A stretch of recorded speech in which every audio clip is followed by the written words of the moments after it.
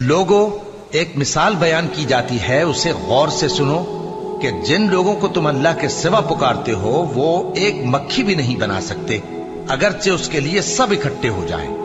और अगर मक्खी उनसे कोई चीज छीन ले जाए तो उसे उससे छुड़ा नहीं सकते। तालिब और मतलूब यानी आबिद और माबूद दोनों गए गुजरे हैं। इन लोगों ने अल्लाह की कद्र जैसी करनी चाहिए थी नहीं की। कुछ शक नहीं कि अल्लाह जबरदस्त है, गालिब है। अल्लाह फरिश्तों में से पैगाम पहुंचाने वाले मुंतखब कर लेता है और इंसानों में से भी। बेशक अल्लाह सुनने वाला है, देखने वाला है। जो उनके आगे है और जो उनके पीछे है वो उससे वाकिफ है। और सब कामों का रुजू अल्लाह ही की तरफ है। मोमिनो, रुकू करते और सजदा करते और अपने परवरदिगार की इबादत करते रहो और नेक काम करो ताकि फलाह पाओ।